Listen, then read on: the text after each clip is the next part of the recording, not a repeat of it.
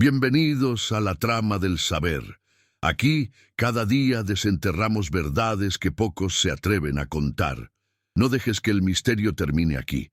Inscríbete ahora y deja tu like. Cuéntanos, ¿desde dónde nos acompañas y qué oscuro secreto anhelas que revelemos?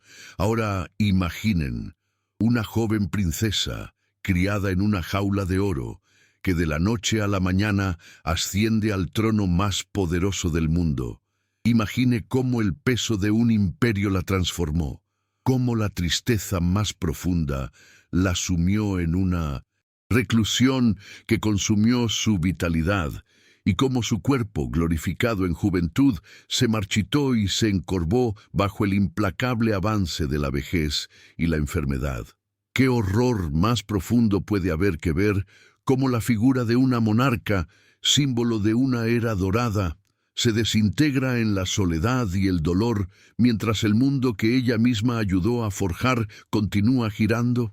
Si esta narración del apodrecimiento del cuerpo y el espíritu de una reina legendaria les estremece tanto como a nosotros, prepárense para la historia de la reina Victoria, la reina de la melancolía, la trágica existencia de Victoria y el apodrecimiento de una era.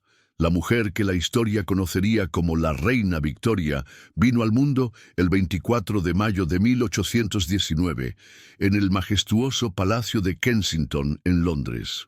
Su nacimiento se produjo a las 4:14 am en el comedor del palacio, una decisión extraña pero práctica, ya que el agua caliente podía ser fácilmente traída desde la cocina. Además, fue atendida por una inusual doctora, la señora C. Shah, quien, coincidentemente, también atendió el nacimiento de su futuro esposo, el príncipe Alberto. Era la única hija del príncipe Eduardo, duque de Kent y Strathern, el cuarto hijo del rey Jorge III, y de la princesa Victoria María Luisa de Sajonia-Coburgo-Saalfeld. Su madre, una duquesa y condesa de la Casa Real de Sajonia-Coburgo-Gotha en la moderna Alemania centro-oriental, había estado casada anteriormente y servía como regente para su joven hijo de su primer matrimonio, Carlos. Cuando se casaron en 1818, la princesa Victoria se convirtió en duquesa de Kent, y juntos tuvieron una única hija, Victoria.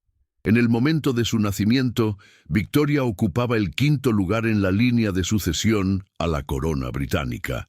Fue bautizada en privado por el arzobispo de Canterbury, Charles Manners Sutton, el 24 de junio de 1819, en la sala de la cúpula del Palacio de Kensington. Su nombre completo fue Alejandrina Victoria. Alejandrina en honor a uno de sus padrinos, el zar Alejandro I de Rusia, y Victoria en honor a su madre. Su título real era Su Alteza Real, la Princesa Victoria de Kent. La Casa de Hanover, a la que Victoria pertenecía, había gobernado Gran Bretaña desde 1714. Los primeros dos monarcas hanoverianos, Jorge I y Jorge II, gobernaron como reyes de Gran Bretaña e Irlanda, además de ostentar el título separado de Rey de Hanover. Sin embargo, el abuelo de Victoria, Jorge III, fue el primero en gobernar el Reino Unido de Gran Bretaña e Irlanda después de la unión oficial de los dos reinos el 1 de enero de 1801. Los hanoverianos, al igual que sus predecesores desde la Revolución Gloriosa de 1688, eran monarcas constitucionales, lo que significaba que tenían un poder limitado, con la elaboración de leyes en manos de la electa Cámara de los Comunes y la Cámara de los Lores. La Gran Bretaña hanoveriana era una anomalía política en Europa, donde reinaban las monarquías absolutas.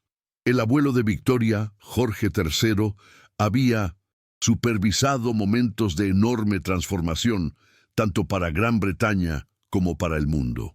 Bajo Jorge III, el Imperio Británico comenzó una rápida expansión que alcanzaría su apogeo bajo Victoria, aunque muchas de las colonias británicas de América del Norte se perdieron cuando los Estados Unidos de América obtuvieron su libertad tras la victoria en la Guerra de Independencia Americana. Para no perderse ni un detalle de esta trama del saber, no olviden suscribirse a nuestro canal y dejar una encurtida. Su apoyo nos impulsa a desenterrar más verdades. El conflicto en tierras europeas disminuyó después de múltiples guerras contra la Francia revolucionaria y napoleónica, que llevaron a la derrota de Napoleón en Waterloo en 1815. La era hanoveriana vio la industrialización y un inmenso cambio social que transformó a Gran Bretaña y al mundo. Innovadores como el ingeniero Isambard Kingdom Brunel, el inventor del primer computador Charles Babbage y el inventor del teléfono Alexander Graham Bell pertenecieron a este período. Los fuegos de la revolución industrial se mantuvieron encendidos por el trabajador Brunel en particular, ya que a principios del siglo XIX construyó las carreteras, ferrocarriles y el primer barco de vapor totalmente de hierro, LSS Great Britain, que conectaron la industria y las redes comerciales de Gran Bretaña. Antes de que Victoria subiera al trono en 1837, los bienes y las personas se movían por Gran Bretaña en diligencias a una velocidad promedio de 12 kilómetros por hora. Durante su reinado, la construcción de ferrocarriles aumentó esto a 30 kilómetros por hora en la década de 1830 y a 80 kilómetros por hora en la década de 1850. Las materias primas llegaban a Gran Bretaña en barcos de vapor, alimentando las hambrientas fábricas de algodón del norte y trayendo nuevos bienes y alimentos exóticos al mercado británico. El rostro de Gran Bretaña estaba cambiando a medida que la agricultura y las importaciones sostenían un enorme crecimiento de la población, de 11 millones a principios del siglo XIX a 37 millones al final del reinado de Victoria en 1901. Esta creciente población se urbanizó cada vez más, viviendo en las crecientes ciudades industriales y trabajando en las fábricas, molinos y minas que impulsaron la revolución industrial. A finales de la era victoriana, las ciudades, calles y fábricas de Gran Bretaña prosperaban y presentaban una apariencia uniforme debido a la importación barata de materiales de construcción. La planificación urbana tuvo que adaptarse al aumento de los habitantes urbanos, y para 1900 los pavimentos y el alumbrado público mejoraron muchas ciudades, y la mayoría de las casas de nueva construcción tenían electricidad, agua corriente, drenaje, baños interiores y gas para cocinar. Con el auge del progreso industrial llegaron las demandas de cambio social. Los sindicatos se convirtieron en la voz de los trabajadores explotados y los activistas comenzaron a exigir reformas políticas. Aunque las mujeres aún no podían votar, se aprobaron varias reformas políticas durante el reinado de Victoria que abrieron la política. Se introdujo el voto secreto en 1872 para evitar la intimidación de los votantes y se aprobaron leyes para prevenir el soborno de los votantes en 1883. Pero los miembros del Parlamento, MPs, todavía no recibían un salario hasta 1911, lo que significaba que los trabajadores no podían ser elegidos para el Parlamento sin apoyo financiero de donantes o sindicatos. La educación mejoró cuando en la década de 1870 el gobierno asumió la responsabilidad de educar a los niños de 5 a 10 años, y para 1900 el 90% de los niños asistía regularmente a la escuela, aunque los niños de las zonas rurales a menudo eran sacados de la escuela para ayudar con la cosecha. La religión también fue un tema importante de debate en el Parlamento en ese momento, en particular sobre las leyes que controlaban lo que la gente podía hacer los domingos. Se siguieron construyendo nuevas iglesias, y no solo las pertenecientes a la Iglesia de Inglaterra. También se construyeron iglesias católicas en este período, ya que la tolerancia religiosa iba en aumento. Pero bajo el progreso, la innovación y la prosperidad, La Gran Bretaña de Victoria y sus predecesores hanoverianos era un lugar de duras leyes de pobreza, crimen desenfrenado y castigos excesivamente punitivos, contaminación, prostitución, barrios marginales y mendicidad. Que la historia no se apague. Un like y una suscripción nos ayudan a seguir desvelando estas increíbles historias. Victoria misma era profundamente socialmente conservadora y creía que la gente no debía salirse de la clase social en la que había nacido. Incluso se opuso a que las mujeres tuvieran derecho al voto, describiendo la idea como una locura y una malvada insensatez. Fue durante el reinado de Victoria que la Marina británica dominó los mares y el Imperio británico alcanzó su apogeo. La era victoriana sería recordada como una época dorada para Gran Bretaña. La fragilidad de la sucesión, una niñez aislada y la inminente corona. En el momento del nacimiento de Victoria, parecía improbable que llegara a ser reina.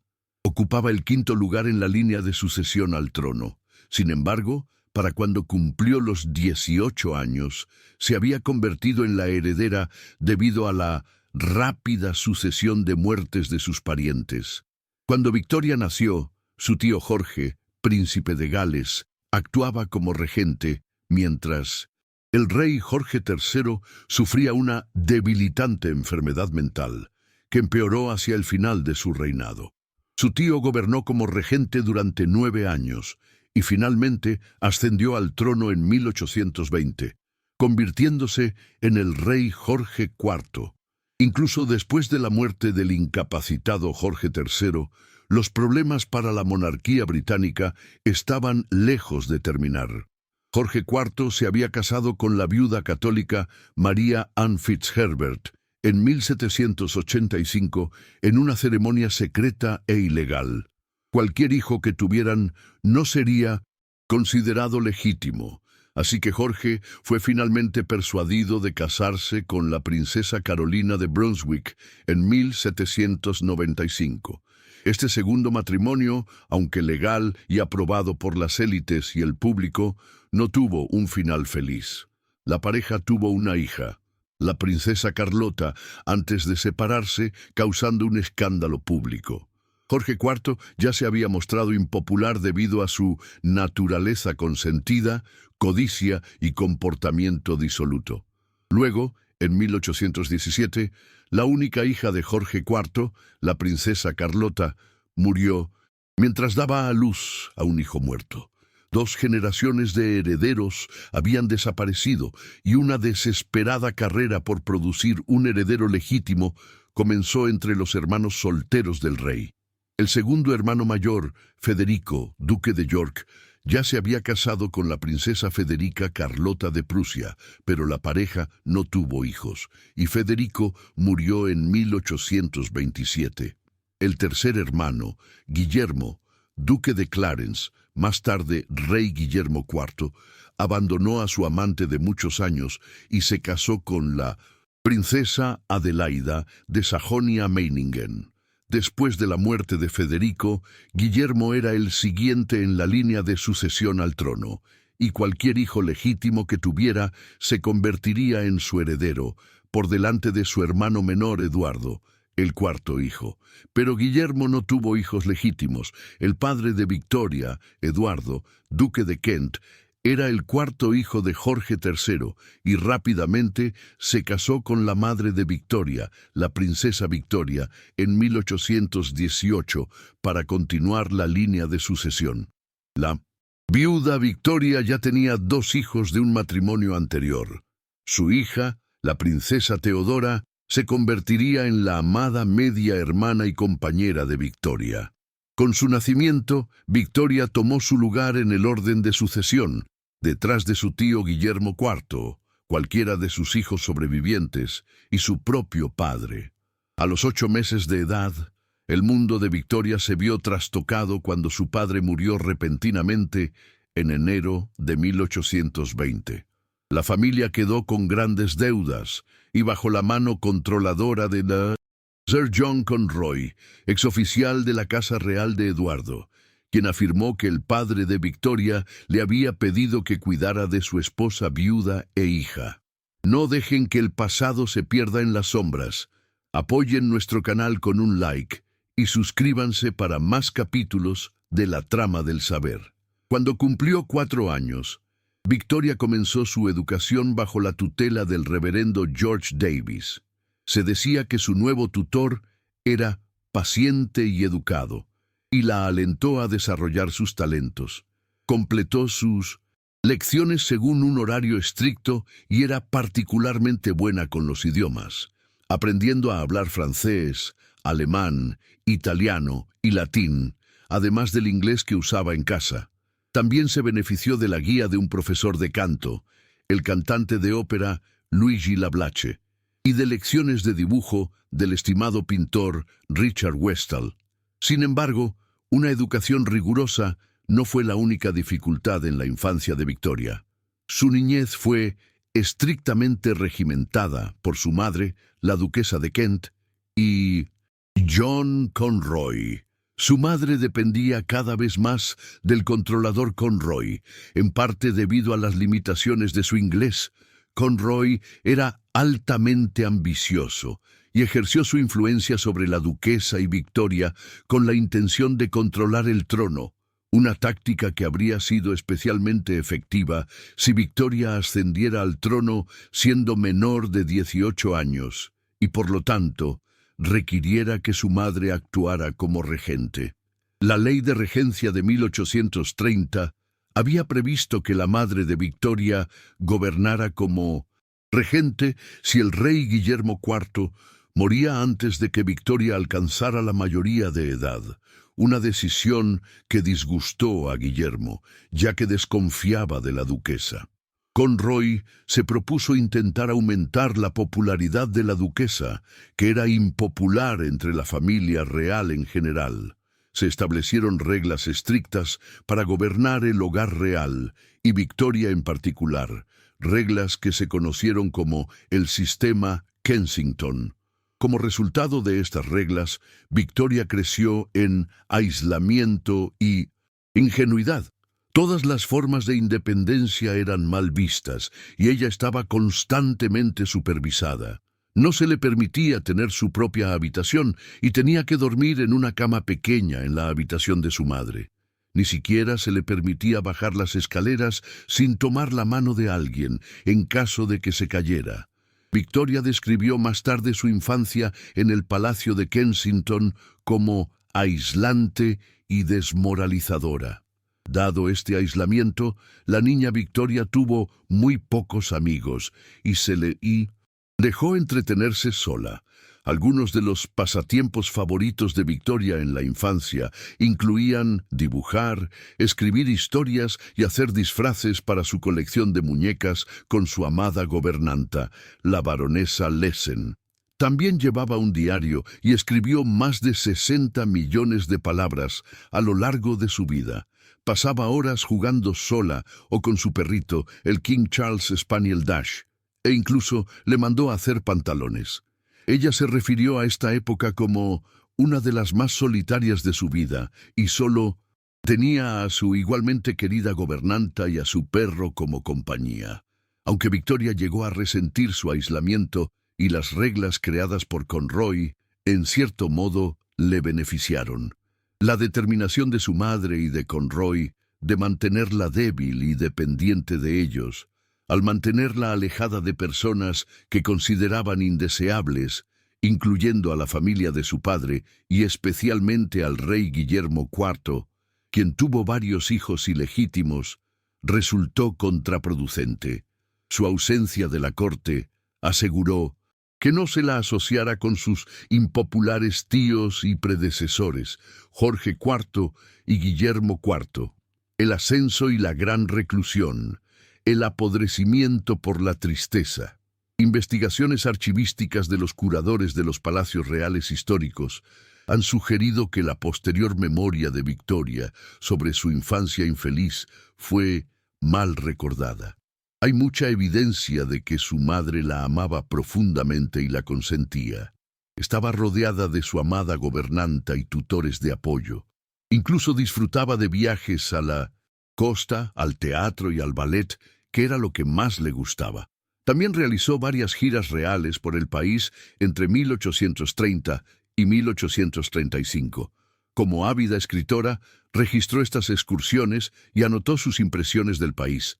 Escribió sobre su conmoción al ver el Black Country en los Midlands occidentales, llamado así por el smog causado por la fabricación de hierro y la minería del carbón, en uno de sus primeros viajes.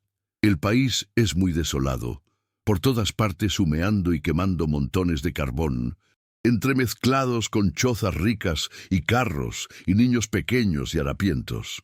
Para el disgusto de Guillermo IV, Victoria era recibida cálidamente por multitudes de personas en cada punto de sus viajes. A Guillermo le disgustaba la forma en que estas giras parecían presentar a Victoria como su rival en lugar de como su heredera, y las comparaba con los progresos reales. Una gira real medieval en la que el rey era recibido en cada ciudad que visitaba con ceremonias y festivales formales. A Victoria también le disgustaban estas giras, en parte por su naturaleza agotadora y en parte por la desaprobación de Guillermo, pero su madre la obligaba a continuarlas. En 1835, Conroy hizo su mayor intento de solidificar su control sobre la futura reina. Durante otra gira, Victoria contrajo una fiebre severa mientras estaba en Ramsgate, una ciudad costera en el sureste de Inglaterra. Conroy y su madre aprovecharon su estado para presionarla para que nombrara a Conroy su secretario privado. Pero Victoria se resistió, como lo había hecho en todos los intentos anteriores de Conroy, de obtener un puesto oficial en su personal. No dejen que la historia se apague. Un like y una suscripción nos ayudan a seguir desvelando estas increíbles historias. Mientras su tío, el rey, se acercaba finalmente al final de su vida, Victoria fue vista como la esperanza de la nación. Ella emergió de su aislamiento y de las estrictas reglas de su madre y Conroy como una nueva y brillante promesa, un nuevo comienzo para la monarquía. El 20 de junio de 1837, Victoria fue despertada temprano, a las 6 a.m., para recibir a algunos visitantes inesperados en el Palacio de Kensington, quienes traían noticias importantes. Bajó las escaleras y, de manera inusual, recibió a estos visitantes sola y todavía en su bata. El principal de sus visitantes era Lord Conyngham, el Lord Chambelán, el funcionario de mayor rango de la Casa Real, quien le dijo que su tío, el rey, había muerto a las 2:12 a.m. Victoria era ahora reina y a sus 18 años era lo suficientemente mayor para gobernar. Una de las primeras acciones que Victoria tomó fue hacer que se retirara su cama de la habitación de su madre. Este no fue el único paso que dio para liberarse de la influencia de su madre y Conroy. Ese día, el día de su ascensión, Victoria se vistió de luto negro para honrar a su tío y hizo su primera aparición pública como reina sola, saliendo con confianza de la sombra de su madre.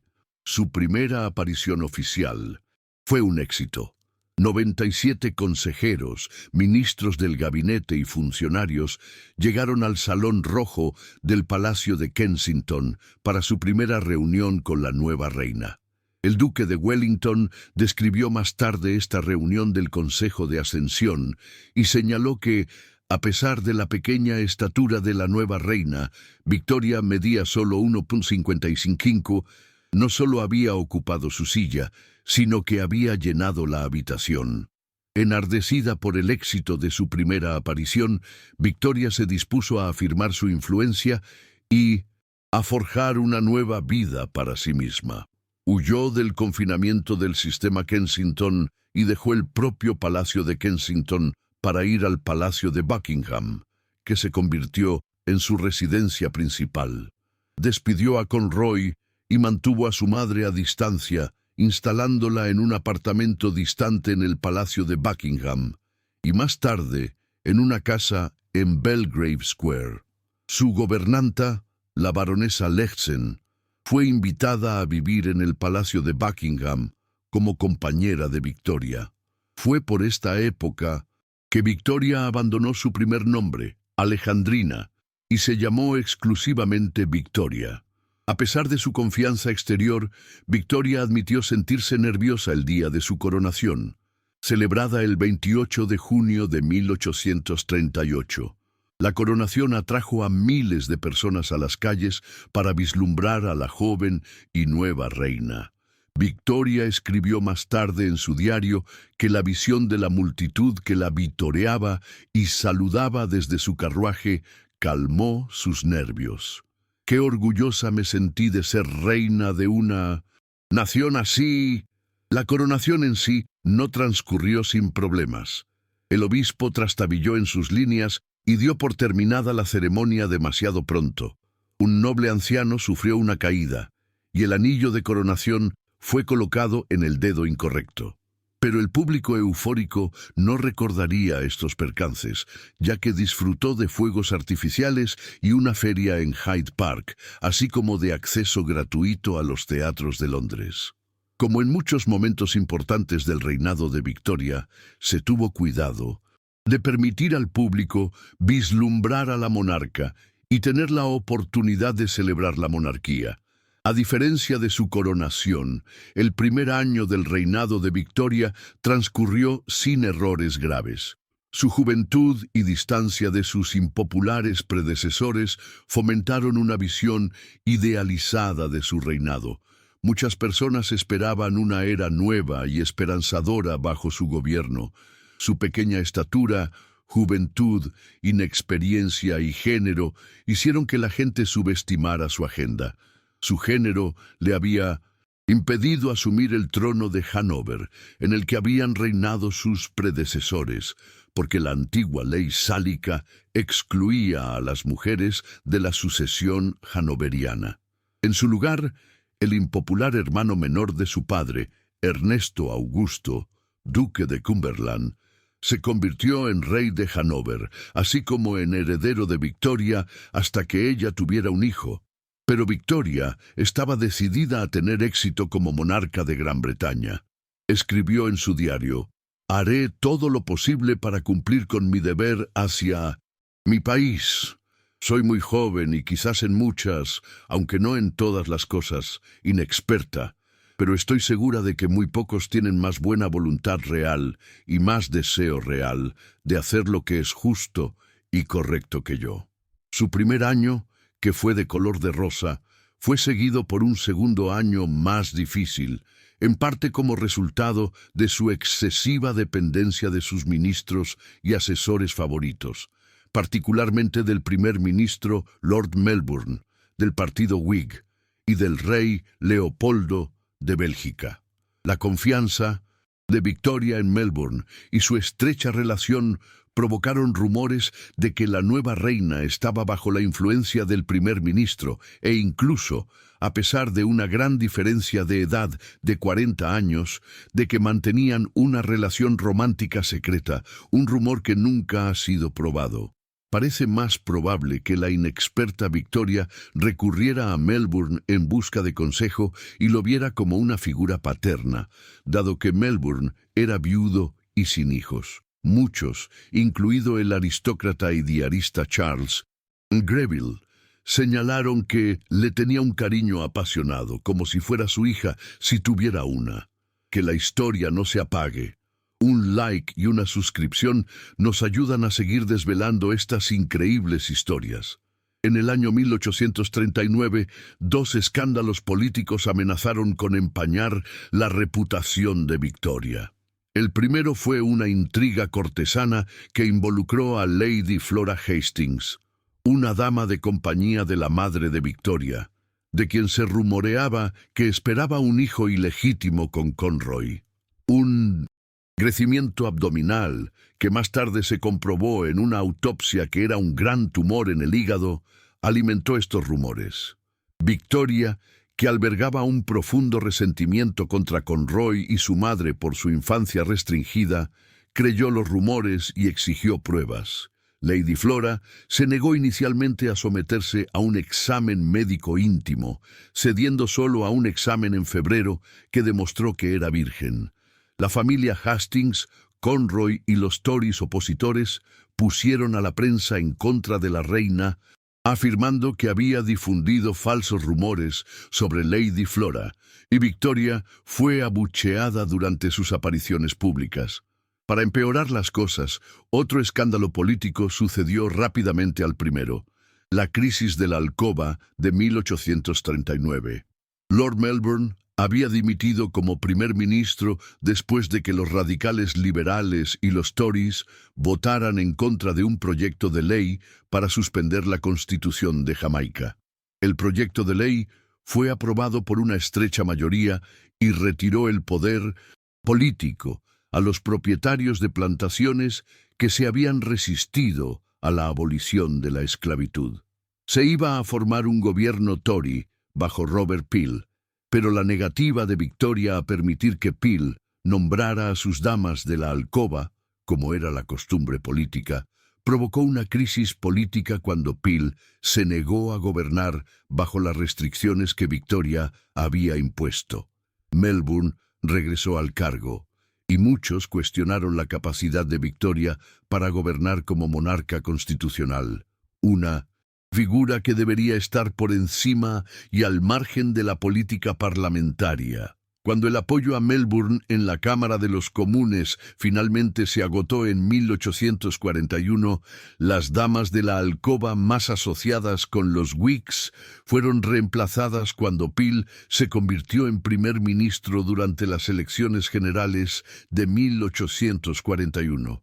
Así como el dominio de su madre y Conroy había disminuido, la influencia de Lord Melbourne sobre Victoria también llegaría a su fin. Su siguiente confidente y principal consejero político tendría el mayor impacto en su vida y reinado. Su esposo, el príncipe alemán Alberto de Sajonia-Coburgo-Gotha.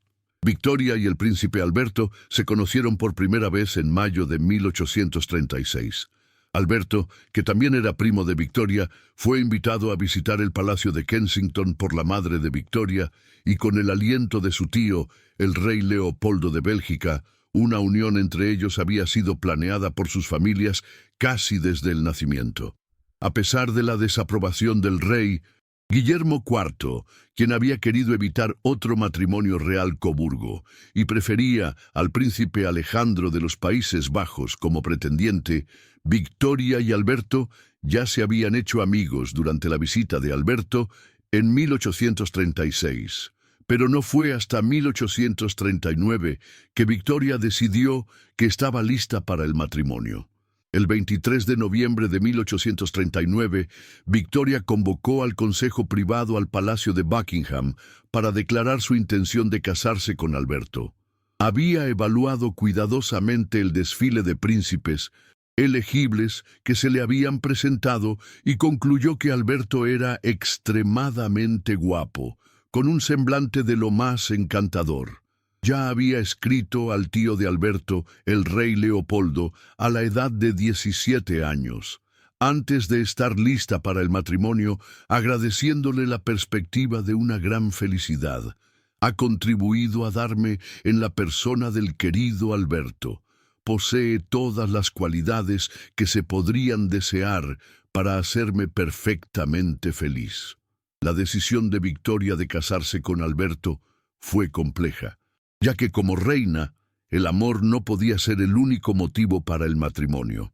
Aunque Victoria amaba a Alberto, decidió casarse en parte porque necesitaba apoyo con sus responsabilidades reales y en parte para ganar la aprobación pública.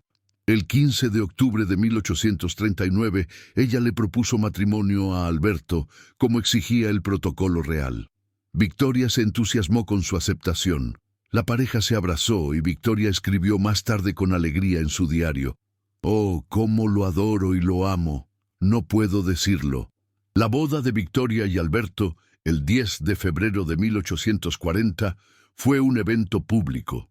Fue la primera boda real planeada teniendo en cuenta el disfrute del público.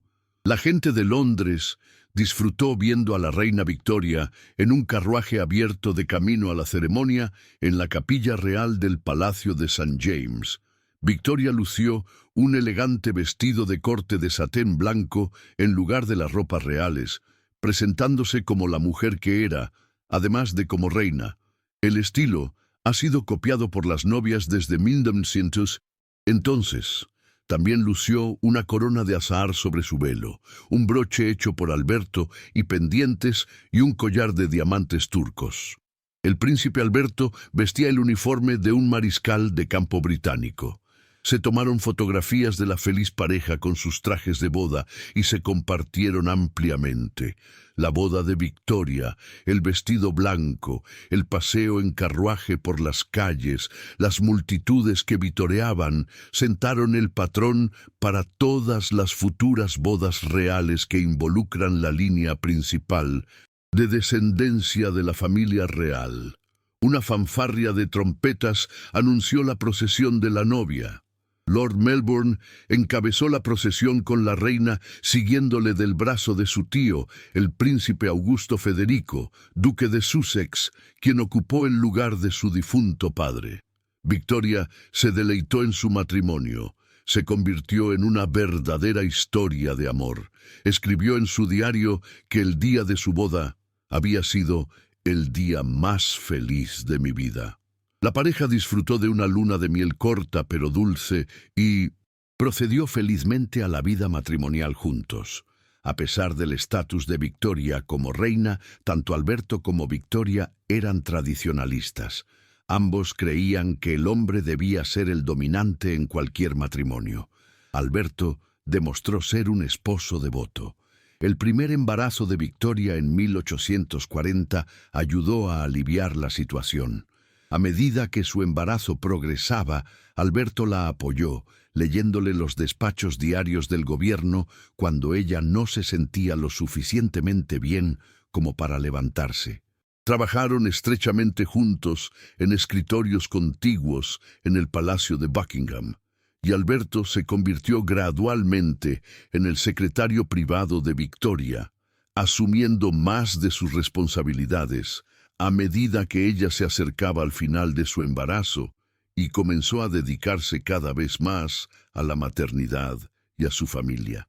Que la historia no se apague. Un like y una suscripción nos ayudan a seguir desvelando estas increíbles historias. Alberto había animado a Victoria a trabajar para mejorar su relación con su madre, y fue mientras la embarazada Victoria y Alberto se dirigían a visitar a la duquesa cuando Edward Oxford, de 18 años, intentó asesinarla mientras pasaba en su carruaje. La pistola de Oxford se disparó 2 veces, pero o las balas fallaron, o como él afirmó más tarde, la pistola no estaba cargada. Fue juzgado por alta traición, declarado no culpable por motivos de locura, internado en un asilo de lunáticos y más tarde deportado a Australia. Tras el ataque, la popularidad de Victoria aumentó, y el asunto Hastings y la crisis de la alcoba fueron olvidados, pero este intento de asesinato y la absolución de Oxford animaron otros ataques, incluyendo en 1842, 1849, 1850, 1872 y 1882.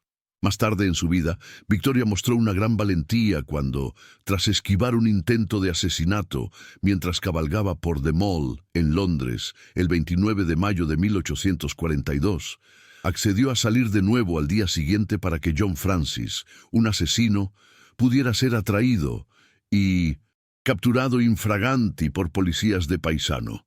Pero la popularidad de Victoria entre sus súbditos se arraigó más en su maternidad y en la imagen perfecta de la familia real que creó. Victoria y Alberto eran padres devotos y estaban encantados con la llegada de su primera hija, la princesa Victoria o Vicky. Su familia creció rápidamente a pesar de las dificultades que Victoria experimentó durante el embarazo. Su primera hija, Vicky, fue seguida por Alberto Eduardo, el futuro Eduardo VII, Alicia, Alfredo, Elena, Luisa, Arturo, Leopoldo y Beatriz. Victoria sufrió depresión posparto después de muchos de sus embarazos y detestaba vehementemente la lactancia materna.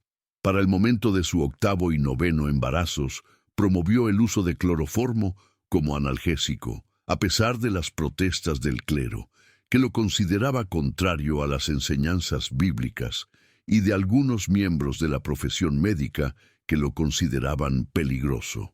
La pareja real compartía un gran interés en sus hijos y se complacía enormemente en criarlos y educarlos. Presentaron al mundo una imagen de familia feliz, compartiendo su alegría en vacaciones y cumpleaños con el público a través de los nuevos periódicos ilustrados. Alberto desempeñó un papel activo en la crianza, pasando mucho tiempo jugando con sus hijos, a diferencia de muchos padres aristocráticos de la época. Victoria describió con alegría la maravillosa relación de su marido con sus hijos en su diario.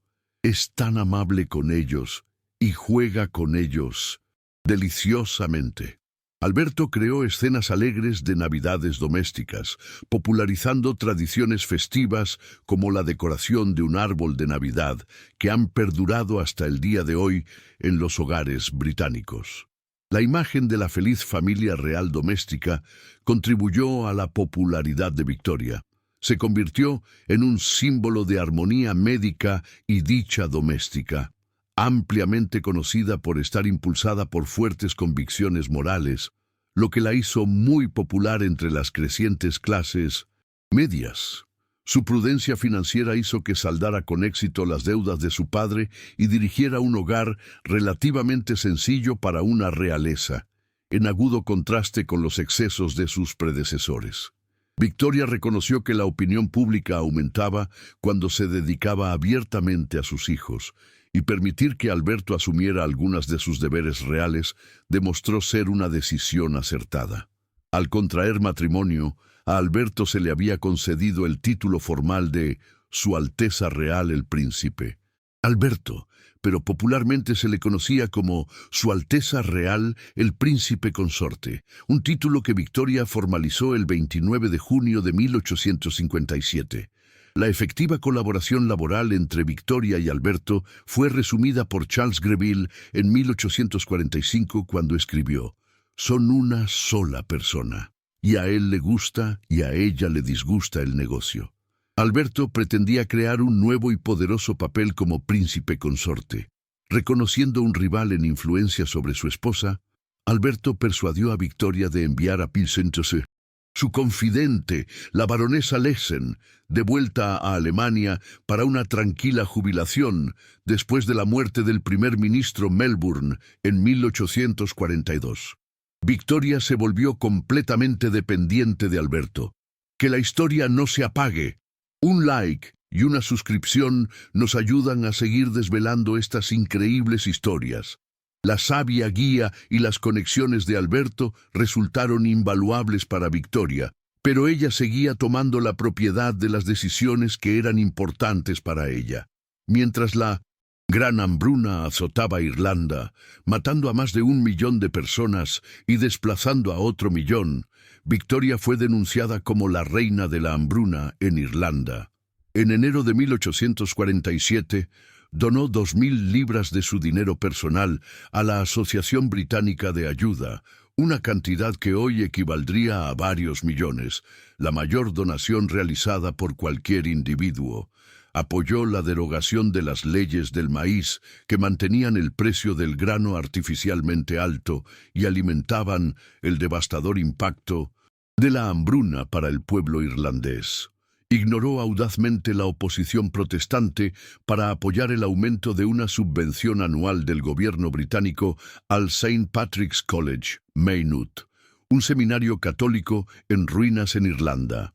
Más tarde, los rumores de la fría indiferencia de Victoria hacia la difícil situación de los irlandeses y la historia de que solo había donado 5 libras para el auxilio y había dado la misma cantidad a un hogar de perros en Battersea el mismo día, fueron fabricados.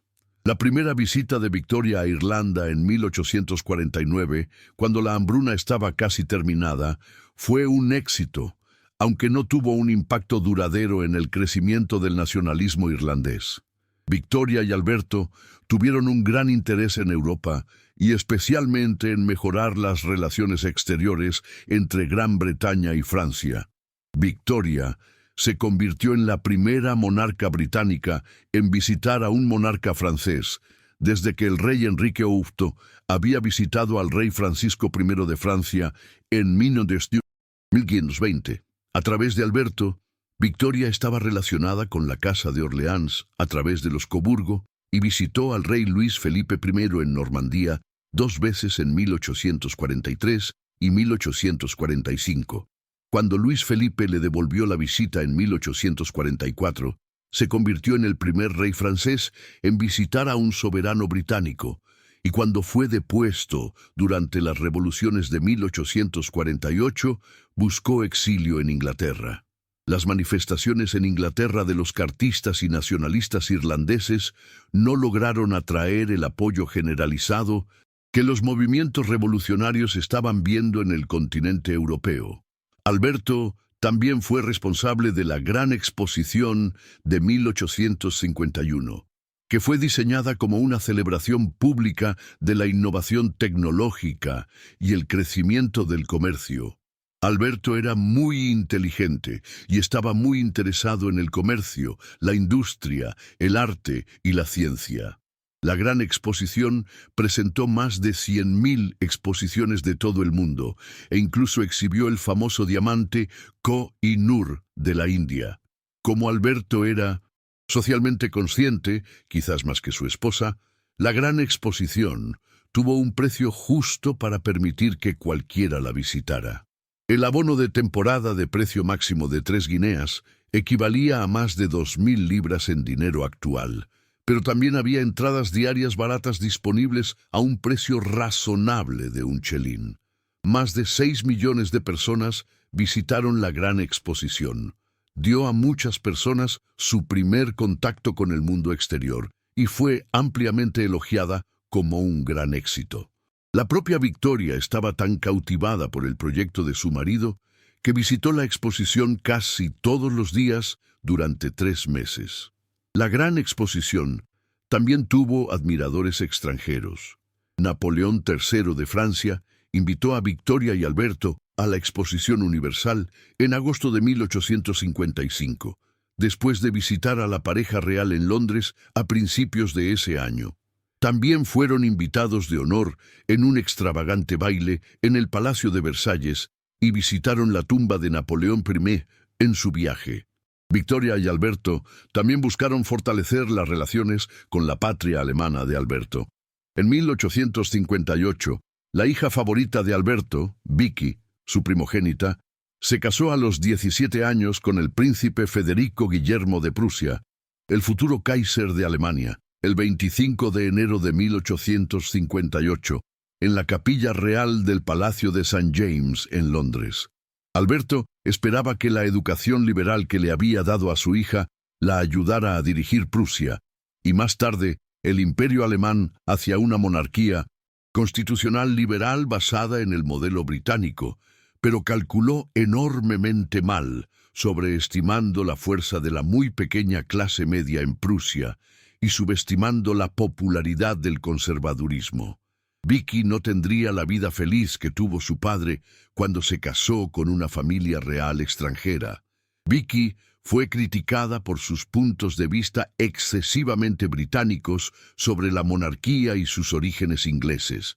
Fue ostracizada por la Casa Real de los Hohenzollern, los conservadores de la corte de Berlín y su creciente oponente político, Otto von Bismarck. A medida que las tensiones se profundizaban entre su nación de origen y la nación de su matrimonio, Vicky se volvió muy impopular y sufrió enormemente. Que la historia no se apague. Un like y una suscripción nos ayudan a seguir desvelando estas increíbles historias. A través de la gestión fortuita de sus 9 hijos, Victoria y Alberto lograron establecer conexiones con familias reales extranjeras en todo el continente europeo. Muchos de los tronos de Europa pertenecían o estaban estrechamente relacionados con los 9 hijos de Victoria y sus 42 nietos. De los 8 nietos que les dio su hija mayor, Vicky, Sofía se casó con un príncipe griego, convirtiéndose en reina de Grecia. El matrimonio de su segundo hijo, el príncipe Alberto, con la princesa Alejandra de Dinamarca, dio lugar a conexiones con Dinamarca. Y cuando su propia hija Maud se casó con el rey de Noruega, se establecieron varias conexiones con los estados alemanes, incluso a través del matrimonio de su tercera hija, la princesa Alicia, con el gran duque Luis IV del estado alemán de Hesse. Su hija Alex se casó con el último zar de Rusia, Nicolás II. Ya se habían establecido conexiones con Rusia cuando el cuarto hijo de Victoria, el príncipe Alfredo, se casó con la gran duquesa María, hija del zar Alejandro II. Su quinto hijo, la princesa Elena, se casó con el príncipe Federico Cristiano de Schleswig-Holstein, solidificando aún más las relaciones con los estados alemanes. Sin embargo, su sexta hija, la princesa Luisa, rompió el molde al casarse con un plebeyo, John Douglas Sutherland Campbell, quien se convirtió en duque de Argyll, un destacado MP y gobernador general de Canadá. Este matrimonio único contó con el apoyo de Victoria, del primer ministro británico Disraeli y del público en general, ya que muchos temían otro matrimonio alemán. El príncipe Arturo, su séptimo hijo y entusiasta militar, había ascendido al rango de mariscal de campo y se casó con la princesa Luisa Margarita de Prusia. Su octavo hijo y el más joven, el príncipe Leopoldo, se casó con la princesa Elena Federica de Waldeck y Pyrmont, otro estado alemán. Sin embargo, murió 2 años después de esta feliz unión a causa de la hemofilia, una condición genética que se extendió a través de la red de descendientes de Victoria por toda Europa. Esta condición afectó particularmente a la familia real rusa cuando el único heredero al trono, Alexis, hijo de la nieta de Victoria, Alex, y del zar Nicolás, fue descubierto como portador de la a menudo mortal enfermedad. Como el marido de Victoria, Alberto, había muerto cuando su novena y última hija, la princesa Beatriz, tenía 4 años, Victoria rechazó a cualquier posible pretendiente y la mantuvo cerca como compañera. A los 27 años, Beatriz finalmente encontró el amor de su vida, el príncipe Enrique de Battenberg, en una boda familiar. Y aunque Victoria siguió oponiéndose al matrimonio, durante 8 meses, la pareja finalmente la convenció y se casaron con su bendición, con la condición de que vivieran en Gran Bretaña. Su hija Victoria se casaría con la familia real española, introduciendo el gen hemofílico en otra dinastía europea. En general, Victoria y Alberto lograron su objetivo de establecer conexiones en toda Europa con los matrimonios de sus 9 hijos y 42 nietos, pero su objetivo de una paz en toda Europa fracasó estrepitosamente, ya que la Primera Guerra Mundial estallaría incluso con 3 primos en los tronos rivales de Gran Bretaña, Rusia y Alemania. La vida y la feliz familia de Victoria se desintegraron en 1861 cuando su madre murió. Aunque no habían tenido una relación perfecta, Victoria sintió una enorme pena cuando descubrió en los papeles de su madre que ésta, de hecho, había amado profundamente a su hija. Pero la peor tragedia se produjo cuando la persona de la que más dependía para apoyo y fortaleza, su esposo Alberto, también murió. Alberto enfermó de fiebre tifoidea y murió el 14 de diciembre de 1861 a la joven edad de 42 años. Victoria quedó desconsolada y nunca superó su dolor. Escribió a su tío Leopoldo que «Mi vida como persona feliz ha terminado. El mundo se ha ido para mí». Sus deberes reales y la imagen cuidadosamente cultivada de la familia real doméstica se vieron amenazados. Durante una reunión del Consejo Privado, 3 semanas después de la muerte de Alberto, Victoria estaba tan llena de pena que no podía hablar, consumida por una profunda aflicción. Victoria vistió de luto negro y un mínimo de joyas por el resto de su vida y se retiró de la vista pública, lo cual fue desastroso para su imagen pública. Su depresión la llevó a engordar, lo que la desanimó aún más a hacer apariciones públicas. Se volvió muy solitaria y lo sobrecompensó dominando el tiempo de sus hijos y manteniendo obsesivamente viva la memoria de su padre. El aislamiento de Victoria llevó a la gente a suponer que era incapaz de hacer su trabajo. Perdió la confianza y evitó las apariciones públicas, aparte de sus deberes gubernamentales oficiales, retirándose detrás de los muros de sus residencias reales favoritas: Balmoral en Escocia, Osborne House en la isla de Wight y el castillo de Windsor. El público comenzó a perder el respeto por la reina, y algunos incluso comenzaron a pedir la abolición de la monarquía. Los médicos que la visitaron temían que estuviera mentalmente enferma. Permaneció en autoimpuesto aislamiento hasta principios de la década de 1880, cuando su familia, en particular su tío Leopoldo, sus confidentes y el primer ministro Disraeli, finalmente la convencieron de aparecer más en público. Bajo su aliento, accedió a visitar los jardines de la Royal Horticultural Society en Kensington y a dar un paseo por Londres en un carruaje abierto. Que la historia no se apague.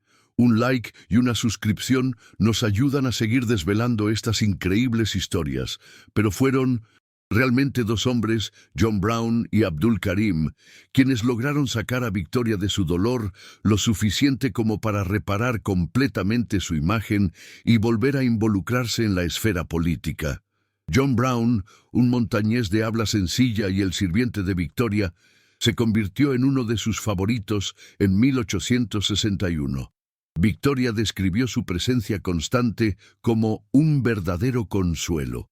Pero no todos aprobaban su influencia sobre la reina. La prensa sugirió que los dos estaban casados en secreto y Brown se volvió muy impopular dentro de la Casa Real, un hecho que no disuadió a Victoria en lo más mínimo. Brown ayudó a Victoria a lidiar con su profundo dolor y la trató como a una mujer en lugar de como a una reina. En 1866, Victoria volvió a la esfera política, asistiendo a la apertura de Estado del Parlamento por primera vez desde la muerte de Alberto y apoyando abiertamente la Ley de Reforma de 1867, que extendía el derecho al voto a muchos hombres de la clase trabajadora urbana. El segundo de los confidentes de Victoria fue aún más impopular en la corte que John Brown. Abdul Karim fue el sirviente personal y Munshi, o maestro de Victoria, de la India, desde 1887 hasta el final de su vida. Karim, quizás, atrajo más prejuicios y celos que Brown debido a las ideas de superioridad racial que estaban muy extendidas en ese momento y porque procedía de un bajo nivel social. Pero, como con Brown, Victoria no escuchó los consejos y los celosos murmullos de los demás. Karim enseñó a Victoria el idioma urdu, en el que llegó a dominar, y sobre la cultura india que la fascinaba. Las notas de Victoria de sus lecciones aún se conservan, junto con muchos de sus otros escritos. La reina se interesó cada vez más por el Imperio Británico en la última parte de su reinado y dedicó mucho tiempo y energía a promover la expansión y glorificación del imperio. Al final del reinado de Victoria, el Imperio Británico cubría más de 1/5 parte de la superficie terrestre del mundo e incluía a casi 1 de cada 4 personas, incluido todo el subcontinente indio, así como grandes partes de África y varias islas del Caribe. Entre 1815 y 1914, aproximadamente 400 millones de personas y 10 millones de millas cuadradas se añadieron al imperio, la mayoría de los cuales ocurrieron durante el largo reinado de Victoria. Las guerras de la era victoriana fueron a menudo batallas libradas en tierras lejanas, con la excepción de la Guerra de Crimea, que se libró contra Rusia entre 1854 y 1856. Fue durante esta guerra cuando se otorgó la primera Cruz Victoria, el primer honor oficial concedido a los soldados comunes por su valentía. El ejército británico y la Marina Real participaron en conflictos en Afganistán, China, India, Ghana, contra el pueblo Ashanti, en el este y sur de África contra los zulúes, Egipto y en Sudáfrica contra los Boers.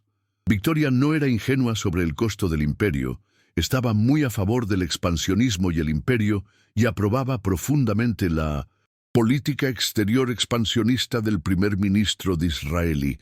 Si queremos mantener nuestra posición como potencia de primer orden, debemos estar preparados para ataques y guerras en algún lugar u otro.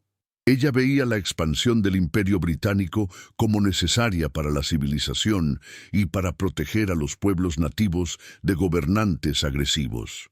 El 1 de mayo de 1876, Victoria fue coronada emperatriz de la India, un título que le fue otorgado por votación parlamentaria, aunque ya llevaba mucho tiempo interesada e involucrada en el gobierno de la India.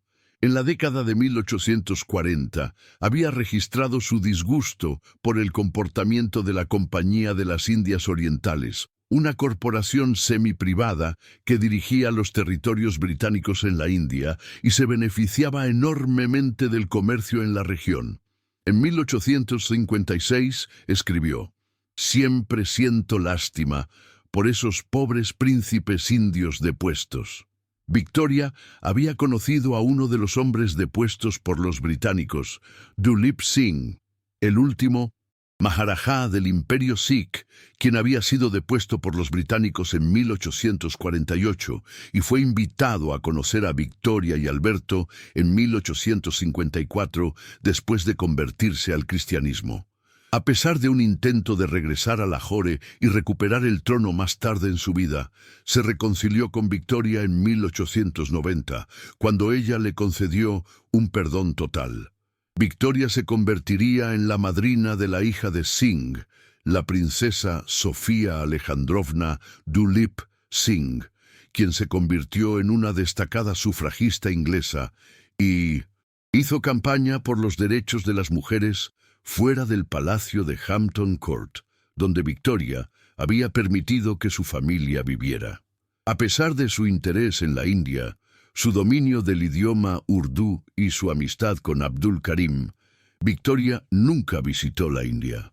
Además de su investidura como emperatriz de la India, la popularidad de Victoria se restauró con las extravagantes celebraciones de su Jubileo de Oro en 1887, que marcaba los 50 años de su reinado, y el Jubileo de Diamante en 1897, que celebraba los 60 años. Sus apariciones en público causaron una gran emoción, y su sonrisa abierta mientras desfilaba por Londres en un carruaje abierto el día de su Jubileo de Oro fue uno de los pocos momentos en que la sonrisa de Victoria fue capturada por la cámara. Pero Victoria no olvidó su dolor en privado, escribiendo el día de su Jubileo de Oro: «El día ha llegado y estoy sola». Para 1897, la popularidad y la confianza de Victoria estaban completamente restauradas. Se la consideraba la abuela de la nación y recibió miles de mensajes de felicitación por su Jubileo de Diamante de todo el mundo. Envió un mensaje telegráfico de agradecimiento a sus súbditos: «De todo corazón, doy las gracias a mi amado pueblo. Que Dios los bendiga». El enorme derroche de orgullo nacional hizo que la era se conociera como la Gran Bretaña victoriana, el apodrecimiento del cuerpo y el fin de una era. La falta de grandes guerras que financiar durante su reinado, especialmente en 1900, comparación con las décadas que siguieron a su reinado, y la enorme nueva riqueza generada por la industria y el comercio, dieron como resultado una clase media y alta más grande y más rica, que podía permitirse gastar más en ocio. Los parques de la ciudad comenzaron a abrirse, el primero en Preston, Lancashire, y se establecieron clubes de cricket, fútbol, rugby y atletismo. Las salas de música, los teatros, las lecturas y las óperas cómicas se hicieron cada vez más populares, y se abrieron museos, incluido el Museo de Victoria y Alberto, en 1852. Para aquellos que no vivían en la pobreza, la era victoriana fue realmente un periodo dorado. Para 1901, a la edad de 81 años, Victoria se estaba volviendo frágil, había perdido mucho peso y tenía que usar una silla de ruedas para moverse. Se trasladó a Osborne House, en la isla de Wight, buscando paz y para evitar el centro de atención. Las pocas personas que la vieron en ese momento dijeron que parecía haberse encogido a la mitad de la persona que había sido. Su cuerpo, antes un símbolo de robustez imperial, mostraba ahora los signos inconfundibles del apodrecimiento de la vejez. Que la historia no se apague. Un like y una suscripción nos ayudan a seguir desvelando estas increíbles historias. Victoria sufría de osteoartritis, una condición que le producía un doloroso endurecimiento de las articulaciones. Sus vestidos de la época tuvieron que ser alterados para acomodar una joroba de viuda, una protuberancia en 1900. La parte superior de la espalda causada por el colapso espinal, una clara manifestación de la degeneración física. El último año de la vida de Victoria había sido difícil. Había vivido para ver la muerte de su segundo hijo, Alfredo, en julio de 1900, quien había muerto tras el suicidio de su propio hijo, el colapso de su matrimonio y el consumo excesivo de alcohol. Su nieto favorito, Christian Víctor, hijo de su hija Beatriz, murió en octubre de 1900 de malaria. El dolor quizás acortó la vida de Victoria, ya que sus compañeros notaron que no solo su estatura, sino también su espíritu parecía encogerse y perdió el apetito. A pesar de estar casi ciega, Victoria continuó escribiendo en su diario hasta su última entrada el 13 de enero de 1901, cuando sus fuerzas comenzaron a abandonarla. Su primer nieto, Guillermo II, el Kaiser alemán, se apresuró a su lado mientras su muerte se cernía, uniéndose a su hijo y sucesor, Eduardo VII. Victoria murió el 22 de enero de 1901, a la edad de 81 años, en los brazos de su nieto, en la isla de Wight. Había reinado durante casi 64 años, el reinado más largo de cualquier monarca británico hasta ese momento. De acuerdo con los deseos de la reina, su cuerpo fue vestido con un vestido blanco y su velo de novia y llevado de vuelta a Londres. Su cortejo fúnebre pasó por calles llenas de dolientes, de camino a la capilla de San Jorge en Windsor, donde se celebró su funeral. Su hijo mayor, el rey Eduardo VII, caminó detrás de su ataúd, acompañado por su tercer hijo, el príncipe Arturo, y su nieto, el Kaiser Guillermo II. Su funeral fue sencillo y respetuoso, como ella había pedido. Victoria fue finalmente enterrada junto a su esposo Alberto en el mausoleo real cerca de Frogmore House, en los terrenos del castillo de Windsor. Había pedido que se enterraran con ella ciertos objetos, incluidas algunas joyas, moldes de yeso de las manos de sus hijos y el albornoz de Alberto. También le había pedido en secreto a su médico real, de confianza, que añadiera una fotografía de John Brown y un mechón de su cabello a su mano izquierda. Encima de la puerta del mausoleo estaban inscritas las palabras de Victoria. Adiós, muy querido. Aquí por fin descansaré contigo. Contigo en Cristo resucitaré. Victoria fue la última monarca británica de la Casa de Hanover y fue sucedida por su hijo Eduardo VII de la Casa de Sajonia-Coburgo-Gotha el 22 de enero de 1901. Victoria nunca creyó que ella, como mujer, fuera la mejor persona para ser monarca. Creía, como muchos de sus contemporáneos, que los hombres eran los mejores líderes. Pero para el momento de su jubileo de diamante, en 1897, nadie, ni siquiera la propia Victoria, podía dudar de que una mujer era capaz de ser monarca.